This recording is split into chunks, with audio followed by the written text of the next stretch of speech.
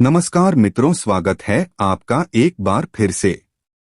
मित्रों, जब जब इस धरती पर पाप बढ़ा है तब तब भगवान विष्णु ने अवतार लिया है और दुष्टों का नाश किया है। भगवान विष्णु के अब तक कुल 9 अवतारों का अवतरण इस धरती पर हो चुका है। हिंदू पुराणों और धर्म ग्रंथों के अनुसार भगवान विष्णु का 10वां अवतार कल्कि अवतार के रूप में कलयुग में जन्म लेगा। वहीं कलयुग में कल्कि अवतार की प्रतीक्षा में आज भी 7 महापुरुष जी रहे हैं। आज हम आपको बताएंगे कि वो 7 चिरंजीवी कल्कि अवतार से कब और कहां मिलेंगे, इसलिए वीडियो में अंत तक बने रहिएगा। इन दिव्य पुरुषों की सूची में सबसे पहले चिरंजीवी महापुरुष राम भक्त हनुमान जी का नाम आता है। हनुमान जी को माता सीता ने चिरंजीवी होने का वरदान दिया था और भगवान श्री राम से बजरंगबली को कलयुग के अंत तक धर्म और राम कथा का प्रचार करने की आज्ञा मिली थी। हनुमान जी के जीवित होने के प्रमाण आज भी कई जगहों पर मिलते रहते हैं। महाभारत के वन पर्व अध्याय के 151 के अनुसार एक बार भीम द्रौपदी के लिए पुष्प लेने गंधमादन पर्वत जा रहे थे, तब उनकी मुलाकात हनुमान जी से हुई थी। कहा यह भी जाता है कि हर 41 साल में बजरंगबली श्रीलंका के मातंग कबीले में ब्रह्मा ज्ञान देने आते हैं। कलयुग के अंत में जब पाप का सीमा बढ़ जाएगी तब भगवान कल्कि इस पृथ्वी लोक पर अवतरित होंगे। तब बजरंगबली एक बार फिर से भगवान कल्कि के रूप में श्री राम जी के दर्शन करेंगे और तब श्री राम द्वारा दिए उन वचनों का कार्यकाल भी समाप्त हो जाएगा। चिरंजीवी महापुरुषों की लिस्ट में दूसरा नाम परशुराम जी का आता है। परशुराम जी भगवान विष्णु के 6ठे अवतार हैं।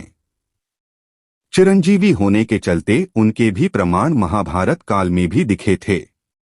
आपको बता दें कि परशुराम जी पितामह भीष्म, कर्ण और गुरु द्रोणाचार्य के गुरु भी थे। पौराणिक कथाओं के मुताबिक भगवान कल्कि के गुरु भी परशुराम जी ही होंगे।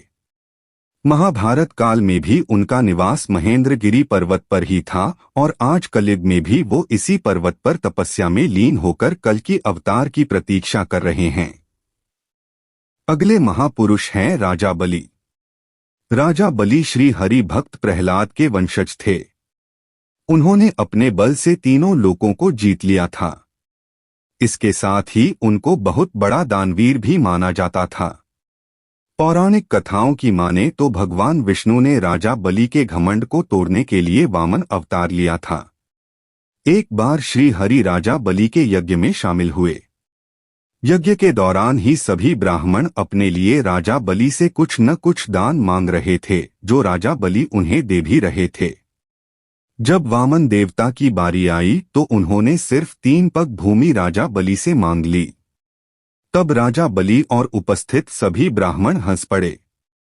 राजा बलि ने कहा कि आप अपने छोटे छोटे पैरों से कितनी जमीन नाप पाएंगे, आप कुछ और मांग लो। लेकिन वामन देवता अपनी मांग पर डटे रहे। तब राजा बलि ने कहा, जहां आप चाहो 3 पग जमीन ले लो। तब वामन देवता ने अपना विराट रूप धारण कर लिया और एक पग में देवलोक और दूसरे पग पृथ्वी और पताल लोक नाप दिया। इसके बाद उन्होंने कहा कि तीसरा पग कहाँ रखूं राजन। राजा बलि ने अपना सर आगे कर दिया और वामन देवता ने राजा बलि के सर पर पैर रखकर उन्हें पताल लोक भेज दिया और उन्हें सूतल लोक में बसा दिया, जहां वो आज भी अपनी मुक्ति के लिए कल्कि अवतार की प्रतीक्षा कर रहे हैं। मित्रों, अब हम बात करेंगे चौथे महापुरुष लंका अधिपति विभीषण के बारे में। विभीषण प्रभु राम के अनन्य भक्त थे। जब लंकापति रावण ने माता सीता का हरण कर लिया था तब विभीषण ने अपने भाई रावण को काफी समझाया था कि भगवान राम से शत्रुता न करें, जिसके बाद रावण ने उन्हें अपनी लंका से निकाल दिया था। तब विभीषण भगवान राम की सेवा में चले गए और रावण के अधर्म का अंत करने के लिए धर्म का साथ दिया। यही कारण है कि भगवान श्री राम ने विभीषण को चिरंजीवी होने का वरदान दिया था, जो कि आज के युग यानी कलयुग के अंत तक जीवित रहेंगे। विभीषण के जीवित होने के प्रमाण रामायण काल के बाद महाभारत काल में भी मिले थे। युधिष्ठिर के राजसूय यज्ञ के दौरान सहदेव विभीषण की मुलाकात हुई थी। कलयुग में विभीषण कहाँ हैं, इस बात की तो जानकारी किसी को नहीं, लेकिन यह जरूर पता है कि उनका इस युग में भी होने का सिर्फ एक लक्ष्य है, जो है अपने प्रभु के अवतार कल्कि से मिलना। इन 7 महापुरुषों में अश्वत्थामा का नाम भी शामिल है। गुरु द्रोणाचार्य के पुत्र अश्वत्थामा आज भी इस पृथ्वी लोक पर मुक्ति के लिए भटक रहे हैं। महाभारत के युद्ध में अश्वत्थामा ने कौरवों का साथ दिया था। धर्म ग्रंथों के अनुसार भगवान श्री कृष्ण ने ब्रह्मास्त्र चलाने के कारण अश्वत्थामा को कलयुग के अंत तक भटकने का श्राप दिया था। अश्वत्थामा के संबंध में प्रचलित मान्यता है कि मध्य प्रदेश के असीरगढ़ किले में मौजूद प्राचीन शिव मंदिर में अश्वत्थामा हर दिन भगवान शिव की पूजा करने आते हैं। अश्वत्थामा भी कल्कि अवतार की प्रतीक्षा कर रहे हैं। कहा जाता है कि अश्वत्थामा भगवान शिव का इकलौता ऐसा अवतार है जिसकी पूजा नहीं की जाती, परंतु कल्कि अवतार में अश्वत्थामा का एक अहम रोल होगा जो आने वाली पीढ़ियों तक उसका गुणगान करेंगी। अश्वत्थामा के बाद छठे चिरंजीवी महापुरुष हैं महर्षि व्यास। महर्षि को वेदव्यास के नाम से भी जाना जाता है क्योंकि उन्होंने ही चारों वेद, महाभारत, 18 पुराण और भागवत गीता लिखी की थी। महर्षि व्यास जी ने भगवान कल्कि के जन्म से पहले उनके अवतार के बारे में ग्रंथों में लिख दिया था।